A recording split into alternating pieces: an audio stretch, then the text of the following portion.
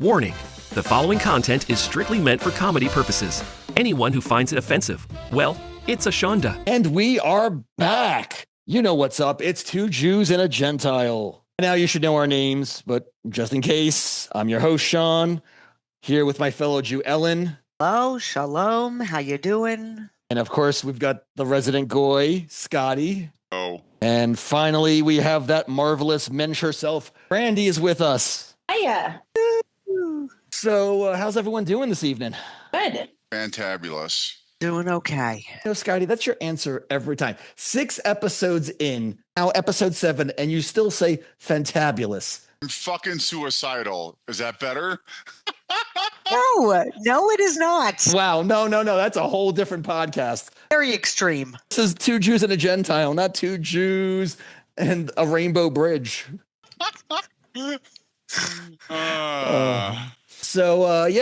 Recently was scrolling through Facebook and came across this article. It was titled 15 Weird Things Jews Do. Cool. Only 15?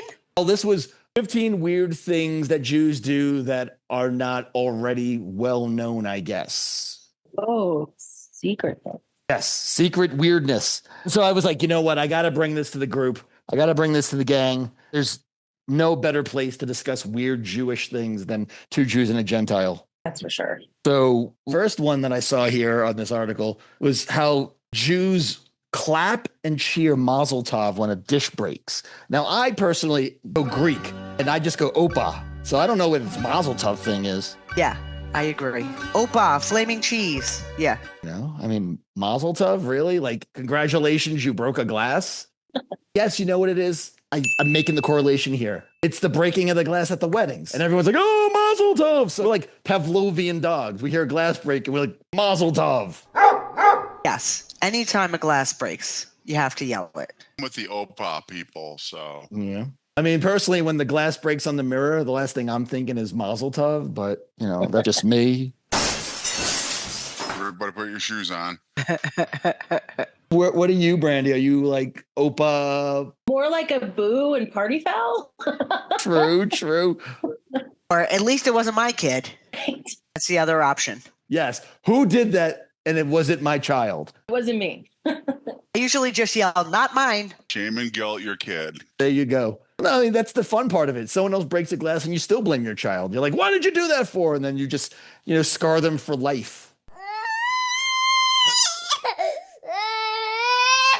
Oh, this is another fun one.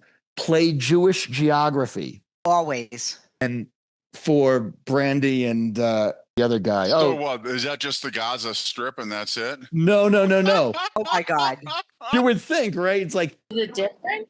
Gaza Strip, New York, New Jersey, state New York, Boca, Miami. Hollywood. So what that means is when you're sitting in a jacuzzi in West Palm Beach and everybody's sitting around, you go, oh, where did you grow up? And then you proceed to talk about whatever borough of Brooklyn was mentioned. And you name people that you know that lived there 60 years ago. Right. And that is part of Jewish geography. Right. But the added thing is that, like, you're sitting there and you're like, oh, you're from Brooklyn. Oh, so you must know Solomon Mouskowitz. I went to yeshiva with him. I went to JCC for from 6 years to about 15 years. Do you know him? You have to know him, right? You're both from Brooklyn. Like, somehow there's this magic web that ties all Jews together. Is there not? Oh, I mean, we're all connected somehow. Yeah, I mean, I play Jewish geography all the time, and I've yet to get anywhere with it. We have talked about 6 degrees of Kevin Bacon. Is Kevin Bacon Jewish? No, but I'm sure he's been in movies produced by Jews. Yes. You think? I don't know. Produced by Jews, directed by Jews, starring Jews, Yes. Yeah. Funded by the Jews. I would think the bacon disqualifies him. Good point. Point taken. Wow. That's too real. He should have thought about changing his name to anything but Kevin Challah. He would have gotten a lot further in Hollywood. The bacon does disqualify him, yes. But he could have been blacklisted too. You don't know. That is true. He's not allowed to act on Saturdays, is what I hear.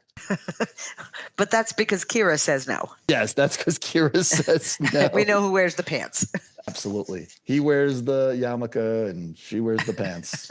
Let's see, what's another one here? Oh, we drink in the morning at synagogue on a weekday and then we go to work. I mean, I don't think this is so weird, but I guess research shows that Jews tend to have lower alcoholic rates than the majority of cultures in the West. Yet we continuously are drinking like every morning before we go to work because we stop off at Temple and we have a couple of whiskeys. I didn't know that was an option Drink at Temple? to drink before work. Well, I mean, Got to go to temple to do it though? yeah, I think so. That Oh. way your boss is like, oh, you were reading the Torah today? Okay, yeah. That explains why you've got whiskey on your breath or Fireball. I mean, unless you're a certain friend of ours who we all know, we're not going to mention. I think you're not supposed to actually like chug a whole glass. I think it's just like a taste for the prayer. Yeah, it's the Kaddish. Yeah. Yeah. But Yeah. you know, there are people who will remain nameless that You're not drinking scotch doubles before work. But, you know, I mean, researchers, they theorize that the prescriptive nature of drinking in the Jewish culture provides Jewish drinkers with clear guidelines and limits that effectively regulate and constrain drinking behavior. That's why we're not alcoholics in the Jewish culture, because do it very prescribed. Because you condone day drinking? Yes, exactly. We don't have a problem because it's acceptable. That's the French also, right? If the French grow up drinking wine with every meal, they're not going to abuse it. Yeah. Is that the same mindset? I would think so. I think that would be the same mindset of, you know, oh, this is a normal thing. Maybe it's just they've got an adorable accent, which is only enhanced when they're drinking. Do you have for me the message? You ever seen a drunk Jewish person? I have. I've been to many bar mitzvahs and weddings. And the bris. And somehow all the women, they talk with a very manly East Coast accent. I don't know what it is. A manly voice. Manly voice. They're like, hey, how's it going? Hey, where's my apricot sour? That one. See, that is the typical, oh, you're a drunk Jew. You've had too many whiskeys or fireballs or. Hey, don't you diss the fireball. I'm not dissing any fireball. I'm just pointing things out. Didn't know being drunk dropped your voice 3 octaves? Some people it raises it, Brandy. Ah, I see it. Okay. Well, I think I need to be going to temple for more day drinking, and then all this will make sense. Brandy's getting a little closer to conversion. There you go. Maybe that's the selling point when we need to convert people. Like, listen, if you become a Jew, you get to drink during the day and nobody ostracizes you for it. You're not an alcoholic. You're religious. You're religious. Yes. Devout. Yes. Practicing. You're practicing. Practicing until you're perfect. One whiskey, one shot at a time. One shot at a time. I'm just practicing. Haven't done it quite yet. And if you really think about it, maybe in order to actually interpret the Torah, you have to be drinking. So it makes sense. You know, pronunciation of the words aside. Can anybody really tell if you've messed up? I mean, for those listeners who actually are like regulars to our podcast, imagine if Wayne had been drinking when he was trying to recite that prayer. He would have been spot on. Atah, Adonai, Close enough. Elo, Hainu. Or if we had all been drinking, we wouldn't have realized that he was completely botching it because we're all like, you know, 3 tefillins to the wind. Would have sounded correct to us. Exactly. That is why. It's a good thing Wayne doesn't drink. That's why he just assumes every Hebrew prayer is Klingon. Yes. We were talking about this last night, Ellen, the rocking back and forth when we pray. Yes. You said it's davening, which I've It heard is. before, but this article, it called it shuckling, which is Yiddish for shaking. So now are we just become like Parkinson? Like, do we develop Parkinson's when we're praying? Actually, it sounds dirty. What'd you say it's called? Shuckling? Shuckling. Isn't that what you do to corn in the Midwest? Right? That's shucking. I don't know. It sounds a little dirty to me. Yeah. I'm sure there's other interpretations of that word, but I've always known it as davening. Right. Same. And then they're over here with the shuckling, and I'm like, shuckling, shuckatash. What is this? What's going on here? Those who don't know the whole davening thing, why don't you give us a little backstory there, Ellen? Oh my goodness, you're going to make me GTS. Yes, I'm going to make it GTS. I don't even know how to spell daven. I'm going to look it up, davening. In Judaism, to recite the prescribed prayers. So I guess daven is really more about praying than the rocking. Oh, okay. But there's the rocking when you pray. Right. So I guess it is a Yiddish verb meaning pray, to daven. Honestly, I don't know. Why did the rocking? Let me Google that. This article, it says it's to increase concentration and emotional intensity, Okay. which I believe wholeheartedly, because when I see those old men, they're getting into it. It's like they're at a heavy metal concert. They're just like jamming out. They're like headbanging while they're praying. Yes. And actually, now that I'm looking this up, it does say davening, rocking, refers to the practice of swaying or rocking back and forth while praying. Common custom among some Jewish people, particularly during prayer services. This movement is often called shuckling in Yiddish. So full circle. I had no idea. Yeah, they say it is a personal expression of emotion. Mm-hmm. It's a way to express the intensity and passion of one's prayer. If you think about people going to church, right? And everybody yelling hallelujah or amen, raising their arms in the air. Right? You become animated sometimes, even in other traditions. Yeah. In other cultures. Yeah, totally. Especially the like to raise their hands or drop back because they've been anointed or whatever. It's quite physical, actually. Oh, is this like with the revivalists? Yeah, that kind of craziness. Put the hand as you, the power of Jesus compels you, when they like fly backwards because. Well, that's because there's a snake there. Bingo, bingo, bingo. Yeah, I would fly backwards because of the snake too. The snake, right? Like They're just speaking in tongues. It doesn't mean a snake. Oh, sometimes there's a snake. Sometimes. speaking in tongues, like went back to a synagogue. You were not privy to what goes on, and you're like sitting there and you hear these prayers and we're just davening and we're rocking back and forth and we're saying the prayer and we think that we're speaking in tongues. Well, and dare I go back to the drinking, and some people do speak in tongues if they drink too much. So, Yep, or slur the words. You're supposed to drink after the davening, though. oh, okay. Fucking random Jews off the street and making them pray. We're very like forcing kind of people. Okay, so maybe that's because you need a minyan, and a minyan is 10. So if you're only like 7 people for your prayer, you go out to the street, you find 3 more. Yeah. It's valid. And it's a lot easier to find those people if they're wearing yarmulkes. Unfortunately, if they're not, then you're just like literally asking every guy that walks down the street, Jewish? You're Jewish? You're Jewish? Like, you want to pray? You want to pray? You got time? It's ridiculous. So your chances of actually finding another Jew on the street are going to be much better in a place like New York City, even some areas of Chicago. Right. Or Israel. Not necessarily Anchorage. No. Or, Parker, Colorado. Right, well, there's that. Yeah. Yep, it's not happening ever. I gotta ask, but why 10? Is it like a reservation? Like the table only holds 10? Or Are you asking why a minyan? Like what's important about a minyan? No, why the number 10? why is 10 a minion? Why can't it be 7? It's a quorum of 10 men, or occasionally men and women. Typically, a minyan is a quorum of 10 Jewish people over the age of 13 that's required for public worship. Okay. You can think of it as, even though it's not spelled the same way, minyan, Jewish, is M-I-N-Y-A-N. But if you want to think of the little yellow guys from Despicable Me, that you get minions, you get lots of people together and pray.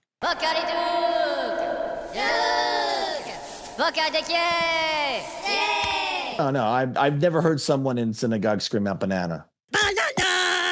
It's true, but they are also, their language is undecipherable. Oh, hello, Papagena. Speak minion. I'm convinced that it's part Italian, part Portuguese, and part gibberish. I think primarily, like, it was just creating a sense of community. So, like, the 10 people knew, all right, we can always get together with each other and we can pray. Right. You said 3 of them, unfortunately, come down with, an ailment. You got to go out to the street and you start just asking random people if they're Jewish and do they have time to pray. And then you try to convince them that it only take 10 minutes out of your time, which is the same spiel they give you when they try to get you to put on the tefillin. It's always like, oh, it'll just take a minute. It'll take a minute. Never takes a minute. Not good with time. But also, there are certain rituals that require a minion. So when somebody dies and you have to say mourner's Kaddish, right? You have to have at least 10 people. Okay. Remember on the Marvelous Mrs. Maisel, the Briss, they literally pulled the milkman in. They're like, oh, he was walking down the street. We pulled him in so we can have a minion. Yeah, that's a little loose. In Christianity, like, we're just lazy. Like, it just says, like, when more than one of you gather. So you just need to snag one other person and you're golden. So you got 2 people in a room and that's enough to do a religious. Yeah. Oh, okay. You don't need a whole minion. You don't need a whole minion.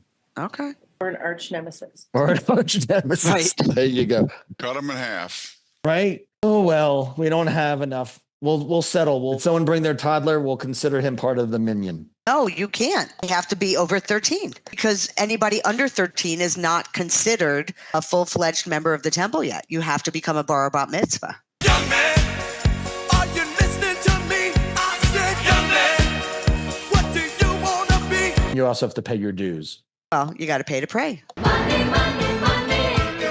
Must be funny in the rich man's world. Random people on the street. Oh, okay. By the way, we pulled you in here. We also need you to put some money in the little can that they collect the money in. What's it called? The Sadaki? Tzedakah. Yes, I knew it was. Tzedakah. Yeah. It's Yeah. like, we need you to pay $5 into the Sadaka. I know that we literally pulled you off the street, but you still have to pay to pray. Now, who's going to ask what tzedakah is? Neil? Breaking up is hard to do. Don't take your love. Neil Sadaka. Yes, you have to pay Neil Sadaka in order to pray. Oh. And is he one of yours? All right. So in other religions, like think of it as tithing, right? So it's just charitable giving.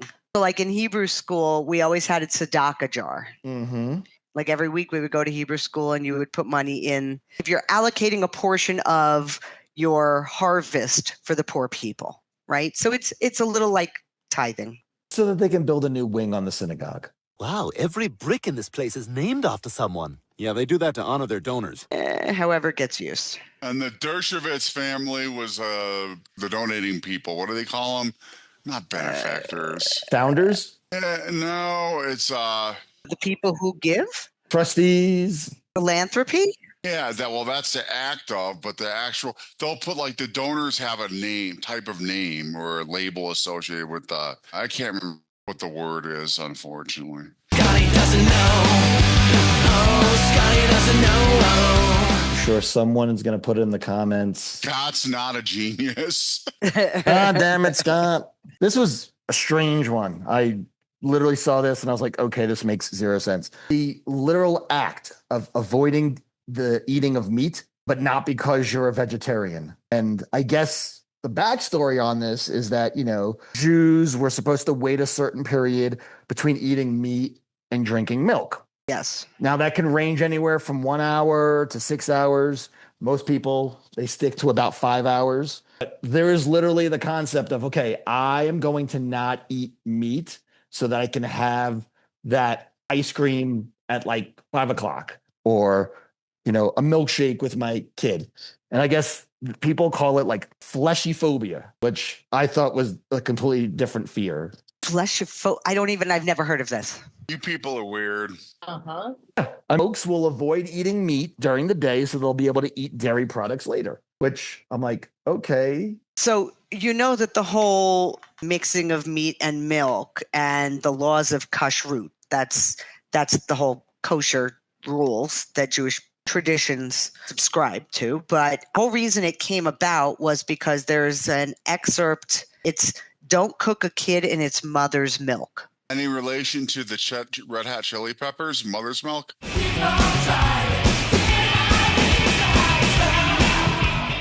Perhaps they were more religious than they let on. Yes. I don't know why we're cooking kids in the first place. But it would be don't cook meat in milk. Right. Right. So it's just keeping those two separate. You gotta keep them separated. Right. So keeping it separate in your stomach. So maybe those hours depend on your digestion. That makes sense, but I think it's more about tradition. It's like, oh, in our family, we go with, 3 hours. It's like, well, did you just pull that out of the air? So I just found an article that Okay. says Sephardic Jews usually wait 6 hours, Right. while some Ashkenazi Jews wait from 3 to 6. So it's just to make sure that all the meat's been completely digested before introducing any dairy products. And what if you vomit? Did I tell you the story about my grandfather? My grandparents, Orthodox Jews, and I made an apple pie. Oh, yes. Yes. Tell this story. Did I tell this already on a podcast? You've told this story. I don't remember if it was on the podcast, but Okay. for those listeners who may not have heard that episode, tell it again. Okay. So I made an apple pie. My grandparents were coming over for dinner. We saw them very frequently. I grew up in New Jersey. They were in Brooklyn. My grandfather still drove. They would come in from New York all the time. Very close family. I made an apple pie once and I had to make some adjustments. I was probably a teenager, maybe 15, 16. I had to make some adjustments because I didn't have any non-dairy creamer in Mom's kitchen in her fridge, but she had milk. So I just substituted the non-dairy creamer. I used milk instead. Well, and of course we had brisket or chicken or something for dinner. And then we served the apple pie for dessert. And my grandfather got the first slice because you respect your elders, you give them first, but because he enjoyed that apple pie. So we did not have the heart to tell him that it was made with milk and not non-dairy creamer. Yep, he ate it right after dinner. Oh, no. All knew. We didn't say anything. Did you ever let on 6 months down the road, you're like, hey, Grandpa, we got something to tell you? No. This is reason 314 why I'm going to hell. But, Jews don't believe in hell, so it's okay. So you let that man go to his grave thinking that he had an apple pie. He enjoyed it so much and was so happy. We let him have that moment. Right. Thing about the religious things that people are into, customs and such, this proves that it's just a tool to disenfranchise the enjoyment. If he had to wait 3 to 6 hours to have that apple pie, no, he would have been in bed already. He wanted it fresh and he wanted it right then. Who am I to deny? He should have avoided eating the brisket. Don't hurt him. Fine. I'm outnumbered here. I'm outnumbered. If he knew, it would have hurt him more. Yeah. You liars. There would have been a whole lot of, mea culpa. Jewish guilt. some self-flogging. I don't know. Self-flagellation with a tefillin strap. Yeah, exactly. What the hell? So on the same note, another thing that they mention in here, idea of avoiding the meat, but then there's also people who are matzi phobic and they avoid eating bread. Basically because they're lazy and they don't want to have to do the whole washing of their hands ritual or have to say the long blessing afterwards. So they're like, I'm just not going to eat bread. Well, could be because of the carbs too. They're watching the carbs. Possibly, or they're gluten-free. Yeah. But I believe that there are people out there who will do anything to avoid having to partake in certain rituals or say certain prayers. Like, you know what? I'm good. It's the Larry David way of thinking. It's like, you know what? You can have that. I'll be over here eating this cracker and I don't have to say the Hamotzi prayer over it. I've been in an airport. I've seen people do anything to avoid washing their hands. It's disgusting. You wash your hands? Yeah, you're supposed to, Scotty. Like the soap and the dispenser. Yeah. I am saving the environment. You are so thoughtful. You are not saving your immune system, though. Okay, but there is significance to breaking bread. Oh, sure. So why would people avoid it? Because they don't want to say a prayer. They're just lazy. It's what I said. It's a lazy thing. At least the other thing was okay. I want to be able to savor this, milkshake at 5 o'clock. So I'm not going to eat, a pastrami sandwich at 11 a.m., because I got to avoid meat or I can't do any dairy for 6 hours. So you know what? I'm just not going to do it. This is just literally laziness. I'm going to my grave from that note. So here's another one. Actually was talking to Brandy about this just the other day. The tradition of putting rocks on gravestones. Everyone else is putting flowers and whatnot. No, Jews, we put rocks on there. To this day, I don't really fully understand. I just was like, oh, everyone's putting a little pebble on there. Okay, I guess I'll do the same. But I don't know why. It just signifies remembrance and respect for the deceased. The rock. shows that they are not forgotten. So think about it. If you put flowers on a grave, the flowers are going to wilt and die. Yes. If you put even a note, if you write a note for your loved one and you put it by their grave, their headstone can blow away, weather being what it is. But a rock, that's very difficult to move. Put the rock on top of the note. Ah, see? It's not like a paperweight. It's not a paperweight, but is a symbol of remembrance because stones last. It's also a visitation marker. So I can see how many people have come to visit my loved one. Right. Okay. What's the one where they stack all the stones? That's different. They do that in Sedona, and that's very spiritual. So that's not Jewish. Nope, that's not connected here. No, nor is the white rock that you see in Highlands Ranch. That's not a Jewish thing either. Yes, it's not.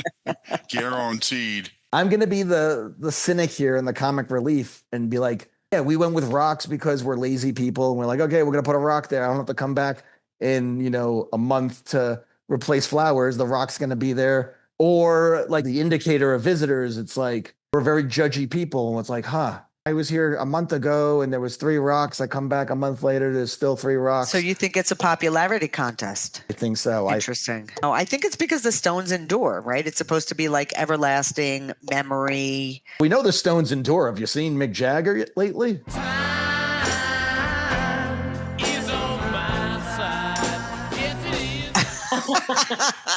Nice. Have you seen Keith Richards? I mean, he should be on a gravestone for God's sakes. It's true. It is true. I don't know.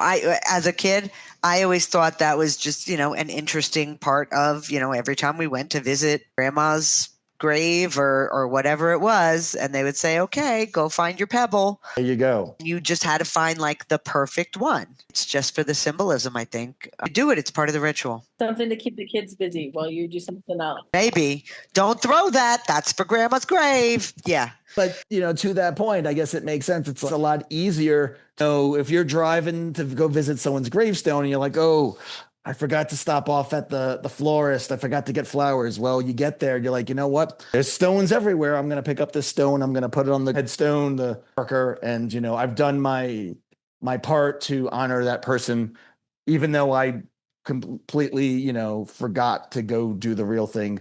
It's right there. So I think maybe the Jewish people, we're smart about it. We're practical. Like, no, I'm not going to buy flowers and spend money. I'm going to use the stones that are here. It's frugal too. It's very frugal. Yeah, it's true. Stones are free. Flowers cost money. Yes. Good call. Do you put them on the headstone? Do you put them on the grave site? Put them in like the corner of the headstone. Okay. So it's not to like prevent them from rising from the dead as zombies. No. Night of the Living Jews. No, because you would need really heavy stones to, no. Okay. What if the person is in like a simple grave where there's like no headstone? So you mean like one of the plaques on the ground? You put it in the corner of the plaque. Okay. What if it's an unmarked grave? Then how would you even know where to put the stones? Good point. I'll just put it on anyone's. I'll be like, oh, it's somewhere around here. I'm just going to put it on this. Grandpa will know where we came, even though it's on, his neighbor or somewhere in the vicinity. Just being facetious. Yes. So the last one that was on here that I pulled out, I mean, mind you, there were 15 in the article. Some of them I was like, okay, this I know this is pointless. This is not even worth talking about. But this one I found very appropriate. The idea that Jews answer questions with a question. Did you hear Leslie make any promises? What constitutes a promise? If someone's like, hey, could you help me carry this refrigerator? Without even thinking, our response is going to be, do I look 20 years younger all of a sudden? It's just in our nature. It's like, so. Are you asking me why Jews answer questions with questions? Well, wait a second. Are you asking me a question because I asked you a question? See what I did there? That's a clever clause. Yeah. But I mean, do you find yourself doing that? Like someone will ask you something and your response is another question? I think Jews just as a people, we're always asking questions. We're always trying to understand or get information. It's almost like a caricature of our discussions, of our dialogue. We encourage it. We are a people that have a specific holiday that involves 4 questions. So clearly we're very big on asking questions. We're big on questions. Yeah, we're all about the questions. We inquire, we debate, right? Let's say, the students are studying the Talmud. They're studying the Torah. They read a piece of it, and then in their debate, they're asking questions. And maybe they're asking questions of each other. Somebody asks a question, it leads to another question because they want to get more information. So where do Jewish people think they go when they die? Where do you think we go? Well, I don't know. That's why I'm asking you. Why do you think you're asking all these questions? I just really want to know what happens. Do you think that's part of God's infinite plan? See, what I get from this is that people should not date Jews because literally, so where do you want to go for dinner? The response is, why are you asking me where I want to go for dinner? Or I don't know, where do you want to go? Where do you want to go? Like, yeah. Oh God, is that where it started? Maybe. Right? Why are you asking me? It stems from a lot of cynicism and sarcasm. We just lean into questions. We're like, I'm not going to give you a straight answer. I'm going to give you a straight question. I think tone and intent of the question is important also. We're full of attitude right now, aren't you? I'm going to do everything with a question. Aren't I? Do you think I should? I just want to know, where did it start though? My mother. Started with Moses. He asked God, what should I do? And God said, what do I look like? Why are you asking me? A fiery bush? Why do you appear as a fiery bush? His response was, why can't you find your way through the desert without my help? No, the right answer is spring break in Florida. Why are you a fiery bush? Yes. Very true. Very true. There's a lotion for that, isn't there? There's a lotion and an ointment and some penicillin. There you go. So that's all I've got. I'm curious, since we've got, 2 non-Jews on here, like, what are some of like the weird things that happen in non-Jewish happenings, I guess, would be the... In my agnosticism? That's a big word for you, Scotty. There you go. Why, Scotty? Why are you agnostic? Let's spend 20 minutes talking about why you are agnostic. The lunacy of the prescribed religions. There must be at least 200 of them, and they all basically say the same thing, but everyone claims that their deity is the supremo. So, and actually, out of all the religions, basically, Judaism makes the most sense. It's mostly an internal dialogue, not an external dialogue, and I may be mischaracterizing, but that's my perception. We have our first convert.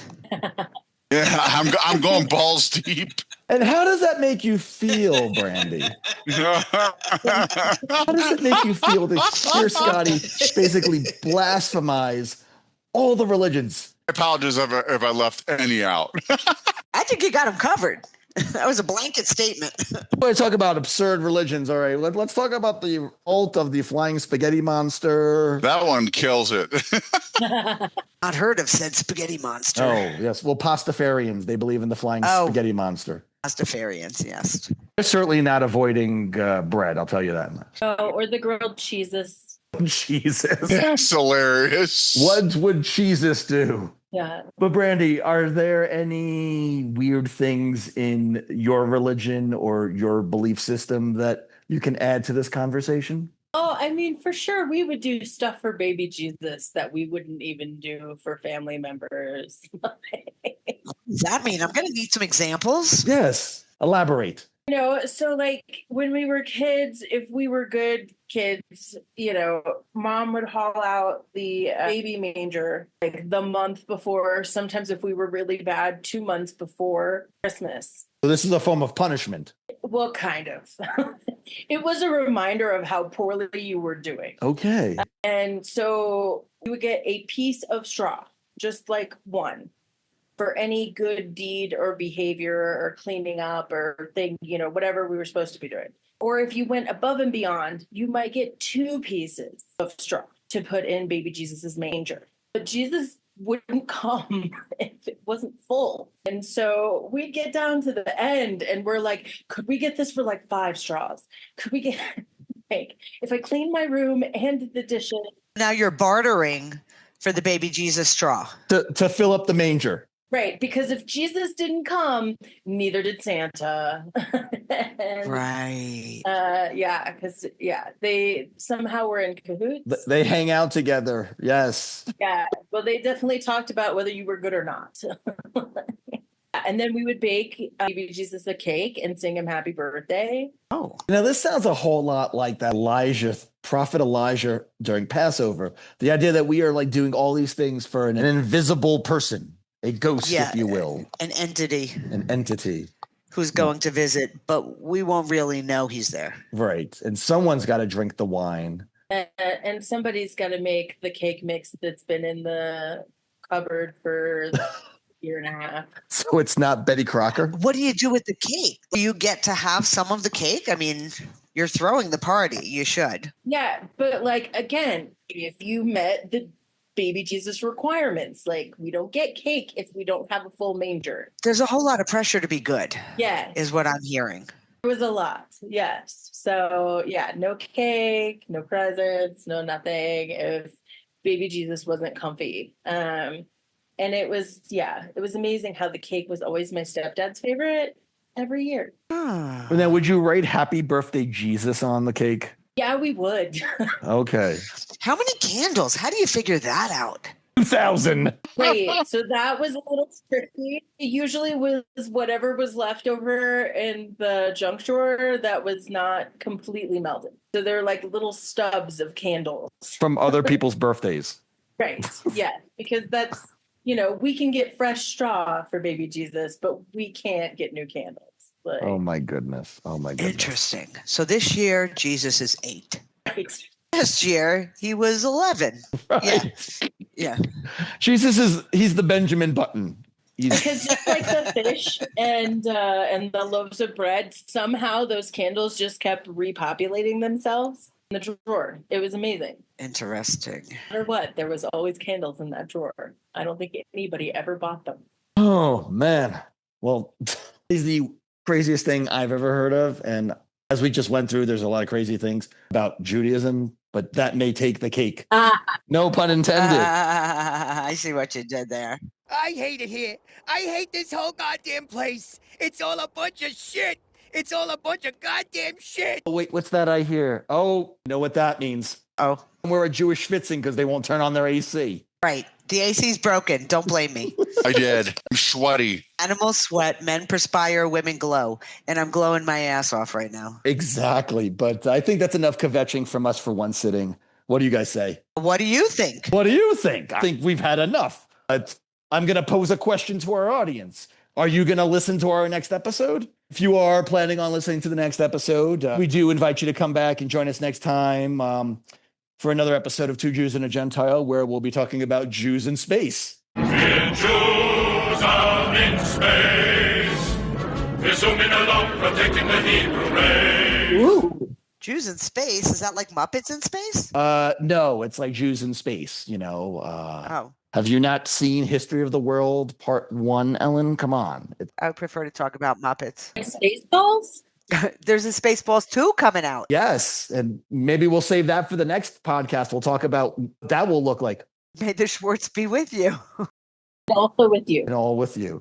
But until then, good one to all of our listeners. And yes, may the Schwartz be with you. Join us next time. Have a good one. Take care and peace. Shalom and goodbye.